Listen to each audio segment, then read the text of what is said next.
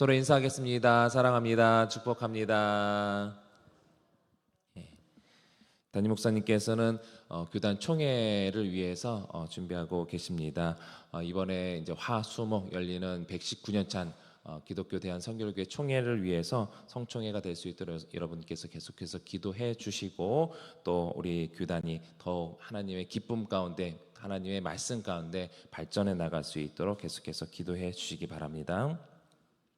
네, 오늘 말씀 질서의 하나님이라는 제목으로 말씀을 전하도록 하겠습니다. 오늘 본문은 그동안 은사와 관련된 내용의 어떤 결론이라고 이제 볼 수가 있는데, 오늘 본문 26절과 또 마지막 그리고 중간에서는 이 전체적인 내용을 함축하고 있으면서 계속 이제 이 결론에 대해서 또 이 부분에서 어떤 것이 정말 중요한지에 대해서 말씀을 하고 있는데, 우리 먼저 26절을 같이 한번 다시 읽어보겠습니다. 시작. 그런즉 형제들아 어찌할까? 너희가 모일 때에 각각 찬송시도 있으며 가르치는 말씀도 있으며 계시도 있으며 방언도 있으며 통역함도 있나니 모든 것을 덕을 세우기 위하여 하라. 아멘. 우리가 계속 살펴봐 온 것처럼 이 고린도 교회 성도들에게는 이제 다양한 은사들이 있었죠. 그 중에 이 26절 말씀을 보면 찬송시로, 또 가르치는 말씀으로, 또 때로는 계시도, 또 방언과 통역의 은사들이 있었지만, 바울은 말하기를 이 모든 은사들이 다 교회의 덕을 위해서 사용되어질 것을 거듭 계속 반복해서 얘기를 하고 있습니다. 바울은 이 고린도 교회가 가지고 있는 이 은사가 많은 것, 어떻게 보면 장점이죠. 이 장점을 이 무질서 속에서 그걸로 인해서 또 혼란을 가져오기 때문에 그것을 하지 말아라, 이것을 통제하기 위해서 이렇게 말하고 있는 것이 아니라, 그 장점이, 이 고린도 교회 성도들 너희들이 가지고 있는 이 장점이 제대로 발휘되기 위해서는 질서 속에서 교회의 덕을 위해서 사용되어지는 것을 우선으로 했을 때에 이 은사들이 더 빛을 나는 것이다 라고 얘기를 해주고 있는 것입니다. 그러기 위해서 바울은 다시 한번 질서 속에서 이것이 어떻게 하면 더 이 교회의 덕이 되겠느냐, 질서 속에서 하라라고 얘기를 하고 있습니다. 그래서 먼저 방언에 대해서 얘기를 하고 있는데 27절, 28절 말씀 읽어보겠습니다. 시작. 만일 누가 방언으로 말하거든 두 사람이나 많아야 세 사람이 차례를 따라하고 한 사람이 통역할 것이요, 만일 통역하는 자가 없으면 교회에서는 잠잠하고 자기와 하나님께 말할 것이요. 아멘. 방언을 하지 말라가 아닙니다. 방언으로 인해서 문제가 있지만 방언보다 더 사람들에게 덕이 되기 위한 예언을 해야 하는 것이 더 옳다라고 앞에서 얘기를 했지만, 방언을 하지 말라는 것이 아니라 질서 속에서 하라. 어떤 질서? 공예배를 드리는 상황에서 두세 사람이 차례를 따라서 해라. 그리고 그 방언을 함에 있어서는 통역하는 사람과 함께 해라 라고 얘기를 하는 것입니다.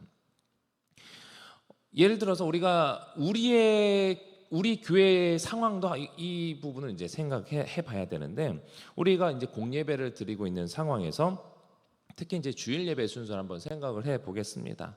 대표 기도자가 이제 찬양 끝나고 이제 광고하고 대표 기도자가 나와서 대표 기도를 하고, 또 이제 한나의 기도 시간에 이제 어떻게 보면 이제 개별적으로 자발적으로 또 이제 기도를 할 수 있는 시간 아니겠습니까? 근데 누군가가 막 방언으로 기도한다고 우리가 생각을 해 보겠습니다. 여러분 어떠실 것 같아요? 그 시간에 우리가 그래도 그러니까 읊조리면서 나 자신은 이제 개인 기도를 하고 막 이런 상황에서 누군가 막 다다다다 막 이렇게 막 방언을 한다라고 하는, 내 기도하다 뭐야? 이렇게 우리가 이제 보지 않겠습니까?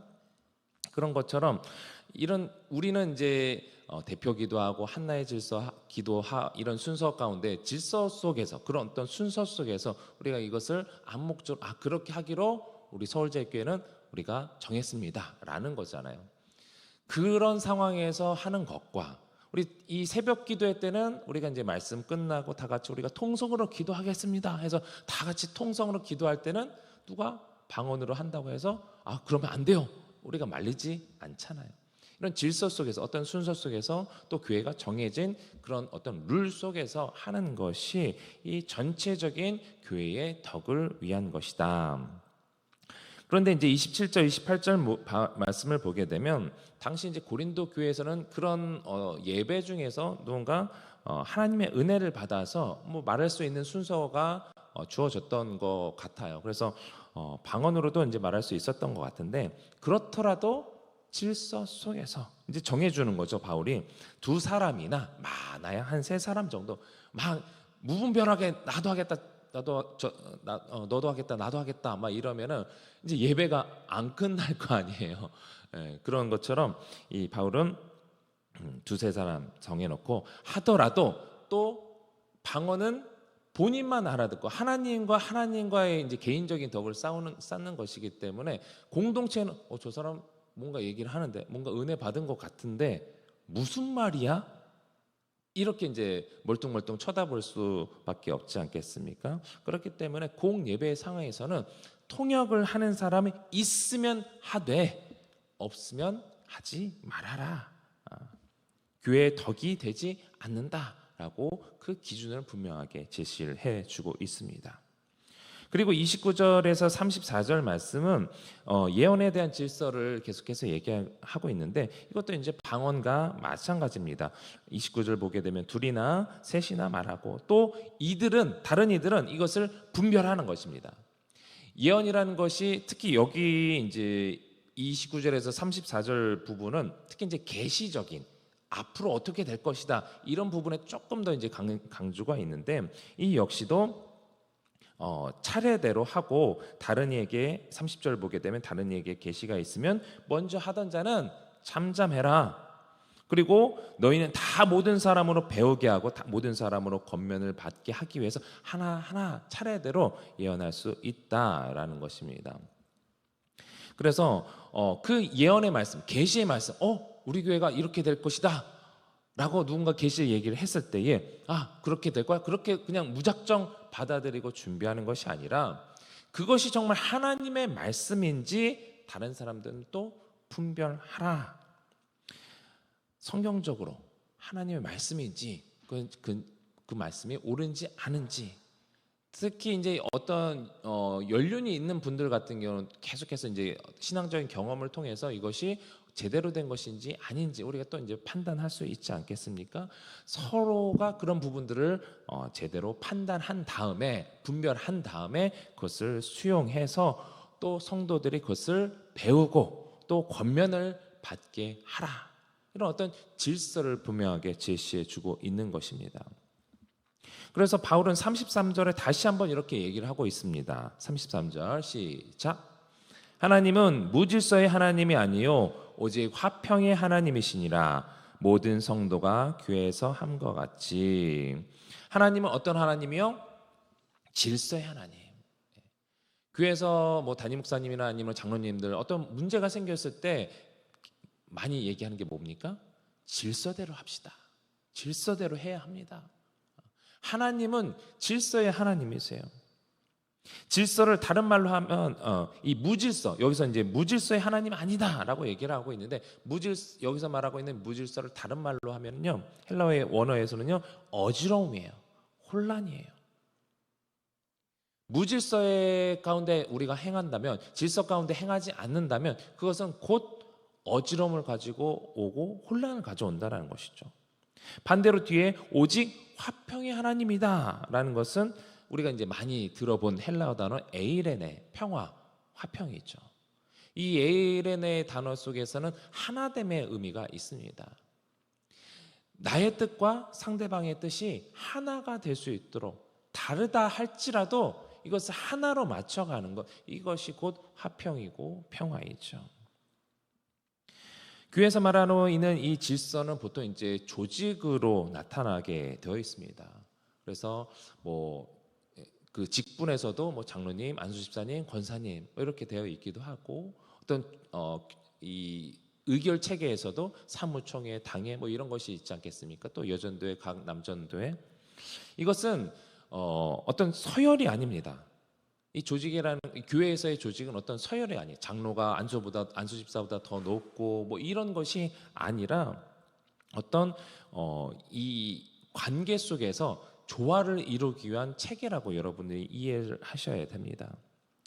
그래서 질서를 위한 체계이지 이 질서를 위한 이 체계를 우리가 서로가 장로님은 안수 집사님을, 안수 집사님은 장로님을, 권사님을 서로가 존중해주는 체계 속에서 어떤 질서를 유지하기 위한 체계라고 여러분들이 이해하실 때 서로 존중해야 되고, 무엇보다 교회를 위한 어떤 개인적인 의견이 있을 때는요, 막무가내로 막 혼자만 이래야 된다 저래야 된다 밑에서 막 이렇게 이러는 것이 아니라, 교회에 어떤 사무총회가 있고 당회가 있지 않겠습니까? 그러면은 장로님들에게 먼저 우리가 이런 부분들이 좀 개선되어야 되지 않겠습니까? 이런 부분들은 발전돼야 되지 않겠습니까? 하고 장로님들과 의견을 나누고, 또 기관에서 먼저 의견을 나누고 장로님들이 또 당회에서 의결될 수 있도록 이런 질서를 가운데 행하는 것이 교회가 덕이 되고 또 교회가 하나가 되어가는 방법인 것을 우리가 알 수가 있습니다. 가끔씩 이제 주변에 보면은 교회가 분열되고 또 하나가 되지 못하는 것을 볼 때 대부분요, 이 어떤 교회의 어떤 질서를 따르지 않기 때문인 경우가 거의 다입니다. 거의 다. 물론 이제 뭐 위에서부터 이제 문제가 있는 경우도 있지만, 우리는 먼저 항상 이 교회의 질서를 생각하면서 위에서 문제가 생겼다 할지라도 그조차도 질서 속에서 해결되기를 바라면서 먼저 우리가 기도를 해야 되는 겁니다. 그렇지 않으면 내가 이것이 옳다라고 아무리 그렇다 할지라도 그것을 혼자 밑에서 질서를 무시하고 행하다 보면 결국엔요, 아무리 좋은 뜻이라 할지라도 교회는 쪼개집니다. 쪼개질 수밖에 없어요. 혼란을 가져오는 거예요. 그렇게 해서 뭐 때로는 하나님의 뜻 가운데 더 나은 방향으로 갈 수도 있는 부분이 분명히 있지만, 그런 가운데 떨어져 나가는, 상처받고 떨어져 나가는 성도들이 너무나 많아요. 우리는 그런 부분을 생각할 때 항상 이 바울이 얘기하는 것처럼 질서 속에서 하나님의 뜻이 무엇인가 서로 분별하면서 서로 사랑해 주면서 나갈 수 있는 여러분들이 되시길 바랍니다. 이런 관점에서 특히 이제 고린도 교회에서 이 당시 문화와 관련된 이 여자의 활동을 제한한, 약간 이제 논란이 될 수 있는 부분일 수도 있는데, 34절 35절 보면요, 여자는 교회에서 잠잠하라. 그들에게 말하는 것을 허락함이 없나니 율법에 이른 것 같이 오직 복종할 것이요, 만일 무엇을 배우려거든 집에서 자기 남편에게 물을지니 여자가 교회에서 말하는 것은 부끄러운 것이라. 이 본문을 가지고 요즘에는 그래도 많이 나아졌는데, 뭐 장로교단이라든지 이런 거는 여자의 목사 안수를 제한한다든지 이런 부분이 많이 있지만, 이 본문은요, 이 당시의 이 고린도 교회뿐만 아니라 그 지역의 어떤 여자에 대한 문화, 일반적으로 대다수 이 헬라 여성들은요, 철저하게 남자들에게 예속되어 있었다고, 그 당시 문화에서는 그렇다고 합니다. 그래서 남자들이 하는 일에 함부로 관여할 수 없었고, 특히 이제 정숙한 여자들은 결혼하기 전에는 자기 아버지 허락 없이, 결혼한 후에는 남편의 허락 없이 일절 집을 나서지 않았다고 합니다. 그래서 결혼한 여자들은 이 남편이 정치적이든 사회적이든 개인적으로 어떤 집을 나설 때에 같이 따라 나서는 것도 금기 상황이었고, 이 부인이 남편과 동행할 때 이 파티 장소에서 뭐 술을 마신다 이런 것은 창녀가는 그런 문화로 이제 인식이 되었었다라고 합니다. 그래서 당시 문화에서는 여자들을 이 존재론적으로 남성들에 비해 불완전한 이 하급 존재로 속한다고 보았었기 때문에, 그런 문화가 그 고린도 교회뿐만 아니라 그 지역 일대에서는 팽배하게 있었다라는 것이에요. 그래서 이 바울이 여자들에게 교회에서 말하지 말고 잠잠하라라고 하는 이유는, 이 당시 고린도 교회에서 다수를 차지하고 있었던, 우리 교회도 여자분들이 대다수잖아요. 마찬가지로 그 당시에서도 여자 성도들이 이 대다수를 이제 차지하고 있었는데, 특히 가정을 가지고 있던 여자들이 이 교회 안에서 일으킨 이 분쟁 많이 있다 보니까 그 사람들 중에 또 튀는 사람들이 있지 않았겠습니까? 그런 걸로 인하여서 이 모르는 신앙이 약한 사람, 또 이제 그런 문화에 익숙한 사람들의 입장에서는 여자들이 그 당시 문화 속에서 여자들이 이렇게 나선다, 뭔가 이렇게 혼란스러움을 가질 수 있다라는 거예요. 그런 부분에서 이 바울이 그런 문화를 가지고 이제 얘기를 하는 것이지, 전체적으로 여성 전체를 두고 여성들은 그렇게 하면 안 됩니다라고 말하는 것이 아니라는 것을 여러분들이 기억하셔야 합니다. 갈라디아서 3장 28절을 보면 바울은 분명히 이렇게 얘기하고 있어요. 너희는 시작, 너희는 유대인이나 헬라인이나 종이나 자유인이나 남자나 여자나 다 그리스도 예수 안에서 하나이니라. 예. 고린도전서 14장의 주제, 이 고린도 교회 상황에 맞게 특별히 질서와 조화를 강조하는 차원에서 이 부분을 얘기를 하고 있는 것입니다. 우리는 그것을 분명히 기억해야 되고요. 이 여성의 침묵 명령도 이런 무질서 속에서 일부 여성들이 이 질문하거나 또 이제 말을 끊거나 예배의 흐름을 방해했던 이런 상황에 대한 이 특별한 지침으로 여러분들이 이해를 하셔야 됩니다. 우리가 잘 알다시피 앞에 이제 고린도전서 11장에서도 여자가 예언하는 것 얘기를 하고 있어요. 여자가 머리에 무엇을 쓰지 않고 기도나 예언을 하면 무슨 얘기입니까? 여자들이 기도나 예언을 할 수 있다. 그런데 이것도 역시 당시의 문화에 있어서는 여자가 머리에 무엇을 쓰고 해야 된다라는 것이죠. 질서 차원에서 바울은 같은 고린도전서 11장에서 이렇게 얘기를 하고 있습니다. 그리고 이제 그 당시에 이 여성의 파워가 사실 대단했습니다. 많이 이제 가부장적인 사회에서 이것이 드러나지 않아서 그렇지, 여러분들이 잘 아시는 브리스길라와 아굴라, 브리스길라가 여자예요, 남자예요? 예, 여자입니다. 이 순서를 중요시하는 가운데 브리스길라가 먼저 나왔다는 것은 브리스길라가 더 어떤 영향력이 있었다라는 거예요. 그리고 이제 로마서 16장 7절 보면요, 사도들과 존경받는 안드로니고와 유니아라는 사람이 등장하는데요. 여기 보면 이 유니아라는 사람 이름은 여자 이름이에요. 근데 사도들과 존경받는 같은 급의 이 유니아라는 사람, 유니아를 사도들과 같은 급의 위치의 사람으로 우리가 이제 신학자들 사이에서 이제 보게 되는데, 그만큼 뛰어난 그 사도들 정도의 권위를 가진다라고 한다면 말씀도 선포하고 어떤 영향력을 행사했다라는 겁니다. 그런 여인들이 있었다라는 것을 봤을 때 바울이 여기서 여자들 얘기하지 마, 여자들은 하급한 존재야, 이걸 동의하는 것이 아니라 그 당시의 문화를 봤을 땐 특히 고린도 교회 상황에서는 여자들은 잠잠하는 것이 좋겠습니다. 그것이 질서상 교회의 덕이 되는 것입니다. 이것을 얘기하고 있는 것입니다. 그래서 우리 마지막으로 39절 40절 마지막으로 읽어보도록 하겠습니다. 시작. 그런즉 내 형제들아, 예언하기를 사모하며 방언 말하기를 금하지 말라. 모든 것을 품위 있게 하고 질서 있게 하라. 아멘. 바울은 고린도 교인들의 그 은사들 잘 활용하라 얘기하는 겁니다. 예언하기를 사모하고 방언 말하기를 금하지 말고 모든 은사들이 풍성하게 나타나게 하되, 40절 모든 것을 품위 있게 하고 질서 있게 하라. 질서 속에서 하라는 것입니다. 바울이 말하는 이 질서의 개념은 다른 사람들의 유익과 공동체의 덕을 세우기 위한 구체적인 관심의 표현으로, 우리가 13장에서도 얘기하고 있지 않습니까? 사랑. 질서는 사랑의 구체적인 표현인 거예요. 내가 이 질서를, 이 조직을 이해하고 그 질서 속에서, 조직 속에서 교회의 덕을 위해서 행한다? 어떻게 가능합니까?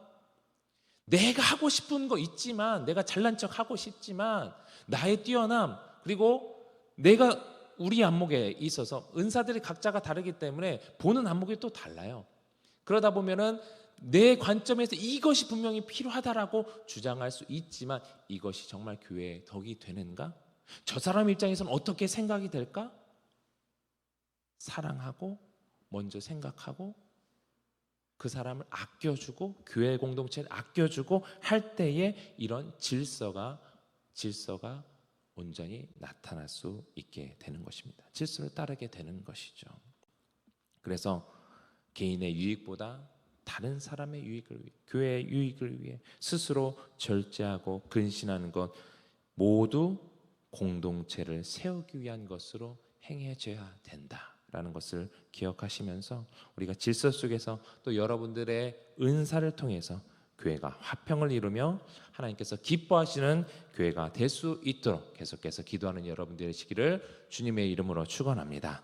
오늘 말씀 기억하면서 기도하실 때에 우리가 각자에게 주어진 은사들이 또 달란트들이 각자 가진 그 부분들이 있을 겁니다. 그리고 많이 배우신 분들이 있을 거예요. 그리고 그것을 통해서 우리가 이렇게 더 발전했으면 하는 부분들, 여러 가지 생각들이 다양하게 있을 수 있는데 다 좋은데 우리가 가장 먼저 생각해야 될 것은 바울이 말하고 권면하는 것처럼 질서 속에서 행하는 것, 교회의 덕이 되는 것이 무엇인지 생각하는 것, 무엇보다도 상대방을 생각하며 상대방을 사랑하고 그 사람을 더욱더 기대하고 기도하고 인내해 주면서 그를 생각하는 것, 그런 부분을 위해서 우리 서울제일교회 더욱더 믿음 안에서 세워져 갈 수 있기를 위해서 기도해 주시고요. 아까도 말씀드렸던 것처럼 교단 총회를 위해서 성총회가 될 수 있도록 위해서 기도해 주시고 또 창립 48주년 행사를 위해서 또 다음 세대를 위해서 또 교회 부흥을 위해서 기도하시고 둔천동 시대가 활짝 열 수 있도록 마지막으로 각자의 기도 제목을 놓고 우리 주님 세원 간절히 부르고 통성으로 기도하겠습니다. 주여 주여